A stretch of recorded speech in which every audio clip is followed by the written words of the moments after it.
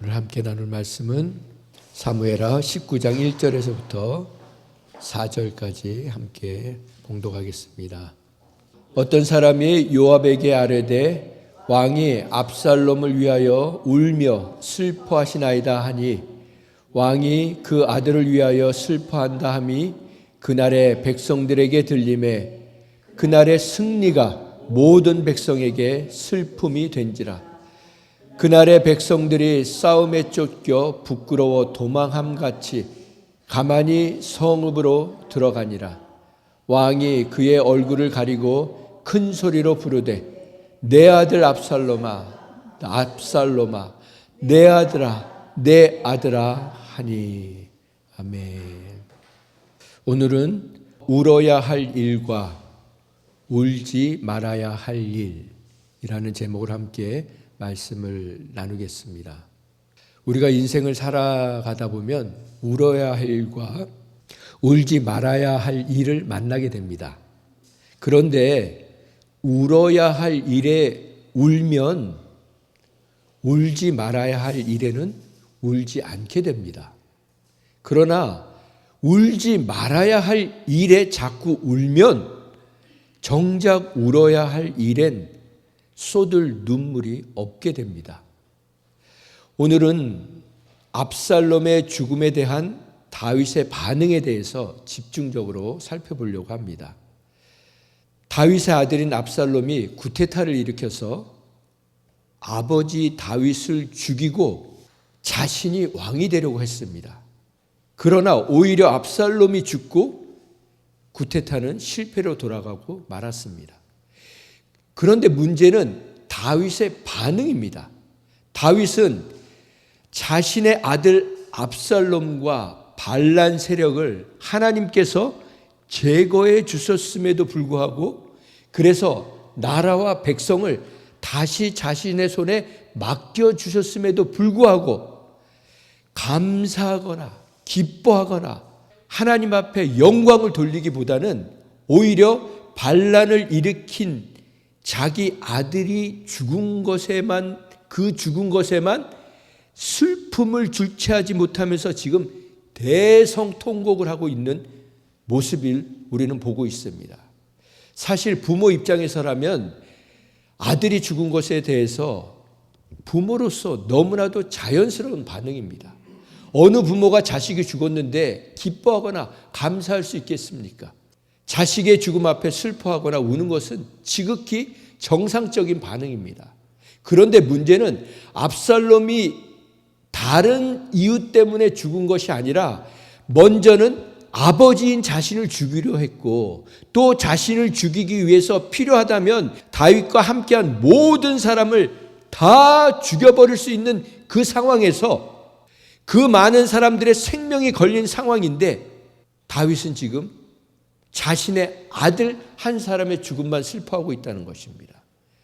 그런 싸움에서 자신을 살려주시고 자신을 따르던 백성들을 살려주신 하나님에 대한 감사하는 모습은 없고 오히려 자기를 죽이려 했던 아들의 그 슬픔, 죽음에 대한 슬픔, 이 슬픔이 도가 지나쳤다는 것입니다. 그런 다윗의 모습을 보고 어떤 사람이 요압에게 소식을 알리는 것으로 본문이 시작됩니다. 1절을 다시 한번 읽어볼까요? 시작. 어떤 사람이 요압에게 아뢰되 왕이 압살롬을 위하여 슬퍼하시나이다. 울며 슬퍼하시나이다 하니. 여기 보면 왕이 압살롬을 위하여 울며 슬퍼하시나이다. 이렇게 기록되고 있습니다. 왕이 그 아들을 위하여 슬퍼한다는 그 소식이 그날에 모든 백성에게 들렸습니다. 그 소문이 순식간에 퍼진 겁니다. 그러니까 그날의 승리가 모든 백성에게 슬픔이 되었다는 것입니다. 승리했는데 그 승리가 오히려 슬픔이 되었다는 것입니다. 그래서 그날의 백성들이 마치 싸움에서 쫓겨나서 져서 부끄러워서 도망가는 것처럼 가만히 조용히 성읍으로 들어갔다는 것입니다. 백성들은 싸움에 진 것이 아니라 분명히 이겼는데도 싸움에 진 사람처럼 부끄러워하면서 조용히 각자 집으로 돌아갔다는 것입니다. 그래서 승리가 모든 백성에게 오히려 슬픔이 되었다는 것입니다. 왕은 자신의 얼굴을 가리고 큰 소리로 내 아들 압살롬아 압살롬아 내 아들아 내 아들아 이렇게 대성통곡하고 있었다는 것입니다. 거의 이성을 잃은 모습으로 실성한 사람처럼. 그러면 왜 하나님께서는 이 다윗이라는 한 사람의 개인사, 가족사 이거를 이렇게 자세히 깊게 기록하게 하셨는가? 이 이유가 반드시 있다는 것입니다. 오늘 이걸 살펴보기 원하는 것입니다. 왜 그렇습니까? 다윗의 개인사와 가족사가 지금 우리의 개인사와 가족사와 다르지 않기 때문입니다. 그리고 하나님께서는 우리의 개인사와 우리의 개인에 일어나는 일들과 우리 가족 안에 일어나고 있는 모든 일들을 중요하게 보고 계신다는 것입니다. 왜 그렇습니까? 우리 모두가 하나님의 자녀이기 때문입니다. 그리고 그분은 우리의 아버지가 되시기 때문입니다. 1절부터 다시 보면 어떤 사람이 요압에게 아뢰되 왕이 압살롬을 위하여 울며 슬퍼하고 계십니다. 왕이란 자리는 어떤 자리입니까? 왕이란 자리는 사적인 자리가 아닙니다. 공적인 자리입니다. 이 말은 예수님께서 우리가 예수님의 삶을 공생애라고 하지 않습니까? 예수님의 삶은 공적인 삶을 사셨다는 것입니다. 이게 되게 중요합니다. 왜냐하면 예수님이 공적인 삶을 사신 것처럼 우리들은 어떤 사람들이라고 얘기합니까? 그리스도인이라고 하지 않습니까? 예수님을 따라가는 사람들, 예수님의 제자라고 하지 않습니까? 누구든지 그리스도인이 되면은 예수님처럼 공생애가 시작된 것입니다. 내가 인정을 하든 인정을 하지 않든, 내가 인식을 하고 있든 인식을 하고 있지 않든 더 이상 우리는 평범한 일반인이 아니라 공적인 삶을 사는 공인이 되었다는 것입니다. 그렇다면 여기서 지금 왕이 압살롬을 위하여 울며 슬퍼하신다. 이 말은요, 이렇게 바뀌어야 돼요.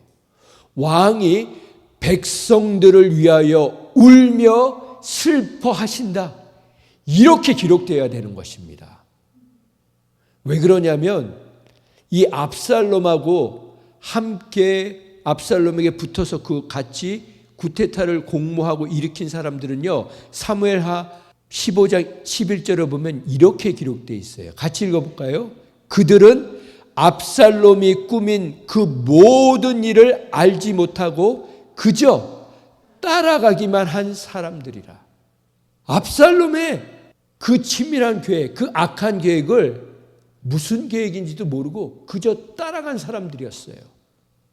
그런 무지한 백성들이 다윗 자신이 압살롬을 말씀과 기도로 신앙 교육하지 못한 것 때문에 2만 명이 넘는 사람, 20,000이 넘는 사람들이 죽어버렸습니다. 이 엄청난 일이 벌어졌는데 다윗의 눈에는 2만 명이라는 그 넘는 사람들이 죽은 그 죽음에 대한 슬픔은 언급조차 없는 거예요. 말 한마디 없어요. 2만 명이 넘는 사람들의 죽음 앞에서는 눈물 한 방울 흘리지 않는 다윗이었습니다. 그런데 2만 명이 아니라 20만 명이라도 죽였을 이 압살롬의 죽음 앞에서는 거의 미친 사람처럼 지금 큰 소리를 내면서 울고 있는 것입니다.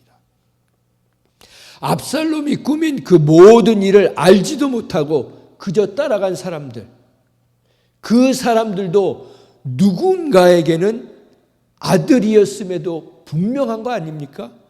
2만 명이 넘는 아들을 잃은 수많은 부모가 있지 않았겠습니까? 남편을 잃은 아내들이 있지 않았겠습니까? 아버지를 잃은 자식들이 있고 가족들이 있지 않았겠습니까? 그들의 피눈물, 아픔, 슬픔, 통고, 그리고 평생 트라우마를 겪으며 살아야 할 이 백성들의 고통은 전혀 기록되어 있지 않습니다. 그들이 압살롬이라는 이름을 생각할 때마다 나의 가장 사랑하는 자식을, 남편을 죽인 놈이라는 생각을 하면서 얼마나 다윗을 원망했겠습니까? 그리고 다윗에게는 뭐라고 했습니까? 이 싸움이 일어났을 때 왕의 목숨은 우리들 10,000명의 목숨보다 더 중요하니 죽어도 우리가 죽겠다고 싸움에 안 나가게 해주었는데 어떻게 다윗은 이처럼 극도로 이기적인 반응을 보이고 있는 것인가? 우리는 이걸 살펴봐야 합니다. 그렇다면 여러분은 요즘 무엇 때문에, 누구 때문에 울고 계십니까? 무엇 때문에, 누구 때문에 슬퍼하고 계십니까? 우리는 내 자식만이 아니라 아직도 하나님을 모르고 못 만나고 있는 영혼들을 위해 슬퍼하고 울고 통곡해야 하는 것입니다. 그들이 지옥에 가는 것 때문에 울며 슬퍼하며 통곡하며 기도해야 하는 것입니다. 제가 단언컨대 말씀드리는데 지옥 갈 일이 아니면 울고 불고 대성통곡할 일이 아닙니다. 마음이 아파서 울 수도 있지만 이렇게 정신을 놓고 울 일이 아닙니다. 우리가 정말 대성통곡하면서 울 일은 지옥 갈 그 영혼들을 생각할 때 그렇게 자지러지게 울어야 되는 거예요. 그거 아니면 울고 불고 할 일은 아닙니다. 오히려 감사해야 될 일입니다. 감사로 받아들여야 합니다. 다윗이 이것을 감사로 받아들였으면 성경은 또 다른 이야기를 기록했을 거예요. 우리는 울고 싶을 때 정말 우리의 가족들을 생각하면서 우리 가까운 사람들 생각하면서 울고 싶을 때가 있지 않습니까? 마음이 슬플 때가 있지 않습니까? 그때 먼저 감사함으로부터 받아야 돼요. 감사가 모든 문제를 푸는 열쇠입니다. 왜 내게 이런 일이? 원망, 분노, 좌절, 낙심? 이건요, 일을 더 복잡하게 어렵게 만드는 그냥 늪으로 구렁텅이로 빨려 들어가는 거예요. 모든 것을 진심으로 감사할 때 하나님이 우리에게 열쇠를 주십니다. 내 느낌, 감정, 생각 중요하지 않습니다. 먼저 하나님께 감사하는 것이 중요합니다. 먼저 감사하면요, 하나님은 우리의 눈을 열어주십니다. 영적인 눈을 열어주세요. 그리고 보여주십니다. 뭘 보여주시는지 아세요? 모든 것을 합력해서 선을 이루어주시고 계시는 것을 보여주세요. 우리의 죄악이든 우리의 실수이든 우리의 실패이든 그 모든 것을 합력해서 그분의 선하심으로 이끌어 가시는, 합력해서 선을 이뤄 가시는 그 하나님의 열심, 그 하나님의 열정, 그걸 보여주시는 거예요. 우리는 그래서 그렇게 하나님의 약속을 붙들고 기도하는 사람은요, 내 자식을 위해서 기도하는 그 시간에 믿지 않는 다른 자식들을 위해서 울며 기도할 때 하나님은요, 내 자식 때문에 울지 않게 해주시는 거예요. 다시 한번 말씀드립니다. 남의 자식, 믿지 않는 남의 자식을 위해 울어주는 사람은요, 내 자식 때문에 울지 않게 하나님이 해주세요. 그런데 내 자식 때문에 울고 슬퍼하는 사람은요, 계속 울 일이 생깁니다. 그래서 우리는 작정해야 돼요. 결심해야 돼요. 하나님, 더 이상 내 자식을 위해서는 슬피 울지 않겠습니다. 오히려 감사하겠습니다. 안타까움은 있지만 울면서 절망하고 슬피 울지 않겠습니다. 저는 저희 장모님을 참 존경해요. 살아계실 때보다 돌아가시고 나서 더 생각이 많이 나요. 저희 장모님이 아들이 먼저, 큰아들, 그분은 남편을 먼저 보내시고 마흔에 혼자 보내시고 그 세 자녀들을 키우시고 그러다가 또 자식도 먼저 보내시고 그때 저희 집에 계셨거든요. 근데 어머니가 막 얼마나 슬프시겠어요. 마음에 얼마나 힘드시겠어요. 근데 이렇게 넋놓고 울지 않으시더라고요. 하나님 어떻게 해요 우리 사랑하는 아들.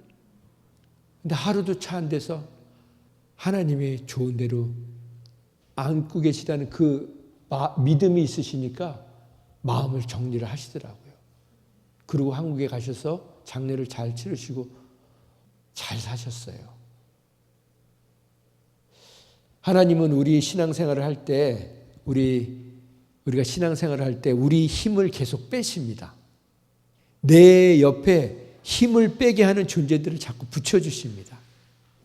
그때 우리는 감사해야 합니다. 왜 하나님이 우리에게 힘을 빼시는지 아세요? 객관적으로 볼 수 있는 눈을 주고 싶으신 거예요. 하나님의 시각으로 볼 수 있는 눈으로 바꿔주고 싶으신 거예요. 하나님의 눈으로, 하나님의 관점으로 보면요. 하나님 몰라서 하나님 제대로 못 만난 사람 외에는요. 불쌍한 사람 하나도 없습니다. 우리는 불쌍한 사람들하고 아니에요. 우리만큼 복받은 사람들이 없는 거예요. 하나님의 시각으로 보면 우리의 좌절, 우리의 낙심, 우리의 실패는요. 하나님의 형통으로 이끄는 우리가 꼭 거쳐야 될 관문인 거예요. 하나님은 심은 대로 걷게 하십니다. 심는 대로 걷게 하시는 게 은혜입니다. 그래서 우리는 지금 우리 힘을 빼고 심어야 될 때요. 무엇을? 감사를 심어야 되는 거예요. 모든 것을 감사함으로 심어야 되는 거예요. 원망으로, 불평으로 심는 게 아니고 감사함으로 심는 거예요. 믿음으로 심어야 돼요. 합력해서, 모든 것을 합력해서 선을 이루신다는 그 믿음으로 심어야 되는 거예요. 그렇게 계속 심고 계속 물을 줘야 합니다. 우리는 현지사님을 통해서 오이며 가진 걸 다 이렇게 먹지만 제가 그 토마토 조그만 거 하나 켜보니까 얘들은 왜 이렇게 안 자라요? 아니 열리긴 열렸는데 이게 파란 게 빨갛게 되는데 한 달은 걸리는 것 같아요. 우리는 기다릴 줄 알아야 합니다. 인내할 줄 알아야 합니다. 그때 어떻게 기다리죠? 나갈 때마다 가서 보면서 불평해요? 그러면 걔네들 다 죽어요. 갈 때마다 하나님 감사합니다. 얘가 아주 빨갛게 익을 줄 믿습니다. 그렇게 감사하게 기도해야 되는 거죠. 여러분 김미경 씨라고 아세요? 한국에서 아주 유명한 강사세요. 지금 25년을 넘게 강의를 하셨는데 그분이 모태신앙인데도 교회를 안 다니셨어요. 언니가 목사였는데도 언니만 보면 맨날 기도만 한다 그러지 자기한테 도움이 안 된다는 거예요. 자기는 돈 벌어가지고 힘들게 벌어서 가정 다 부모님하고 막 이렇게 하는데 아무것도 안 하는 거예요. 근데 그분이 몇 년 전에 예수님 만나셨어요. 그러고 나서 그 어머니가 그 딸을 붙들고 뭐라고 얘기를 하시냐면 미경아 내가 너를 위해서 80년을 기도했다. 80년을. 제가 그 말을 듣고 한 대 맞았어요. 기도는 적어도 80년을 해야 되는 거구나. 여러분 자녀를 위해서, 여러분의 믿지 않는 배우자를 위해서 얼마나 기도하셨습니까? 근데 지금 그 김미경 씨가요, 돌았으니까 그 옆에는 믿지 않는 사람들 천지였거든요. 그 사람이 얼마나 유명한 강사였냐면 코로나 때 온라인으로 강의를 시작을 했는데 그전에도 하셨지만 코로나 때 온라인으로 강의를 했는데 아침에 새벽 4시 반에 시작하는데 강의에 20,000이 모이는 거예요. 2만 명이. 그 강의를 들으려고 4시 반에 라이브에 그 강의를 듣고 뭔가 인생에서 성공을 하려고 2만 명이 모였던 분이에요. 지금도 그렇게 사역을 하시지만 그 한 사람이 돌아오니까 하나님이 놀라운 일을 행하시는 거예요. 근데 얼마나 걸렸다고요? 80년이요. 그러니까 우리는 포기하지 않고 기도해야 됩니다. 기도하면 하나님이 반드시 이루십니다. 기도는 절대 땅에 떨어지지 않습니다. 무슨 하나님의 우리가 기도한 것 휴지 조각에 어디 휴지통에 집어넣는다? 아니에요. 믿음의 기도, 감사의 기도는요 반드시 열매 맺는 줄 믿으시기 바랍니다. 그래서 하나님이 우리의 힘을 빼시는 이유는 뭐냐면 하나님만이 나의 힘이라는 고백을 듣고 싶으신 거예요. 이 힘을 빼는 방법, 이게 기도입니다. 그리고 기도하지 않는 자는요 제일 교만한 자예요. 저를 따라서 해보세요. 기도하지 않는 자는 제일 교만한 자다. 제일 무지한 자다. 제일 무식한 자다. 제일 어리석은 자다. 제일 바보 같은 자다. 다니엘은 자녀도 없는데 하루에 3번씩 평생을 기도했습니다. 그 기도가 그 민족을 살렸습니다. 그래서 우리는 지금이라도 자녀의 신앙 교육을 해야 돼요. 더 늦기 전에라도 지금 우리는 자녀의 신앙 교육을 해야 됩니다. 자녀가 50이 되었건 60이 되었건 당장 시작해야 합니다. 아니면 땅을 치고 후회할 날이 오게 됩니다. 그러면 신앙 교육은 어떻게 합니까? 잔소리로 하는 게 아니에요. 자녀들은 우리의 등을 보고 배웁니다. 우리 뒤에서 우리가 뭘 하고 있는지 다 보고 있어요. 우리의 24시간 우리의 삶을 통해서 배우고 있는 거예요. 그게 신앙 교육입니다. 여러분이 저를 대하는 모습과 집에서 자녀들과 가족을 대하는 모습이 더 거룩해야 되는 거죠. 잔소리가 아니라 삶으로 교육해야 합니다. 지금도 늦지 않았습니다. 제 장모님 말씀을 또 한 번 드리면 참 귀한 분이셨습니다. 하나님이 주신 특별한 선물이었습니다. 지금은 우리가 이곳에서 예배를 드리지만 한동안은 저희 집에서 예배를 드렸거든요. 그러면 주일날 아침에 여러분 오시기 전에 목욕 재개를 잘 하시고 제일 깨끗한 옷을 입으시고 한 30분 전부터 맨 뒤에 앉으셔가지고 기도하시는 거예요. 여러분 한 분 한 분의 이름을 다 불러가면서 여러분 교회에 은혜 받고 싶으시죠? 은혜 받고 싶으시면 저를 위해서 기도하셔야 돼요. 저를 위해서 기도 안 하시면 은혜 못 받습니다. 하나님 이 목사 긍휼히 여겨주세요. 불쌍히 여겨주세요. 하나님의 말씀 온전히 전하게 하세요. 담대하게 전하게 하세요. 이 설교하는 시간은요 죄송하지만 김미경 씨처럼 강의하는 시간이 아니에요. 그분이 강의는 사람들을 설득하는 거라고 얘기하더라고요. 설교는요 여러분 설득하는 시간이 아니에요. 여러분을 이해시키는 시간이 아니에요. 여러분이 듣고 싶은 말을 전하는 시간이 아니에요. 저와 여러분이 반드시 들어야 될 말을 선포하는 시간이에요. 외치는 시간이에요. 그게 준비된 심령에겐 꽂히고 역사하는 거예요. 그런데 아무 준비 없이 온 사람들에겐요 너무 지루한 시간인 거예요. 제가 그 김미경 씨 옛날 강의를 봤어요.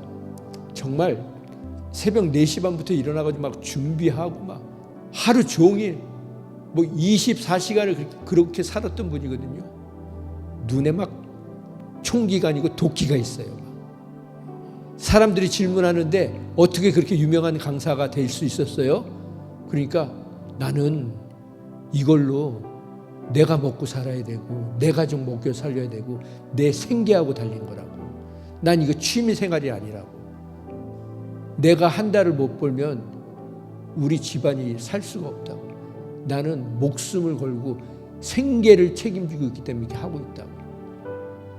여러분도 그렇게 살아야 된다고. 근데 지금은 그분이 그렇게 얘기 안 해요. 자기가 얼마나 사람들을 마치 조그만 링 위에, 이 권투 선수들 그 링 위에다 놓고서는 너가 죽든 내가 죽든 이렇게 싸우잖아요. 그래서 이긴 사람의 손을 들어주잖아요. 마치 자기가 과거에 했던 일이 그렇게 격투기를 하는 것처럼 사람들을 그 안에 몰아놓고 이겨야 돼. 그래야 살 수 있어. 그렇게 몰아세웠던 인생이었다는 거죠. 그게 너무 후회가 된다는 거예요. 그래서 지금은 그렇게 일찍 안 일어난대요. 그리고 되돌아보니까 자기가 제일 후회되는 게 뭐냐면 가족들한테 잘못한 거예요. 남편 소홀히하고 자녀 소홀히하고 팬데믹이 돼가지고 결국엔 이제 그렇게 하다가 다시 이제 팬데믹이 끝나니까 사람들이 온라인 강의를 안 듣는 거예요. 그러니까 무슨 뭐 거의 100명이 되는 그 스태프들이 있었는데 월급 줄 날이 없는 거예요. 이제 계속 펑크나고 이제 뱅크럽시가 오는 거예요. 근데 자기 자녀가 아프다고 전화가 온 거예요. 그러니까 자기가 딱 드는 생각이 뭐냐면, 에이씨, 왜 아프고 지랄이야? 아니 엄마 입에서 어떤 일이 이런 얘기가 나옵니까? 당장 달려가야 되는데 달려갈 힘이 없는 거예요. 뛰어내려서 죽고 싶었대요. 그때 하나님이 만나주신 거예요. 나중에 뭐라고 하냐면 그 김미경 씨가 하나님 저 살려주시려고 그거 번호 누르셨죠?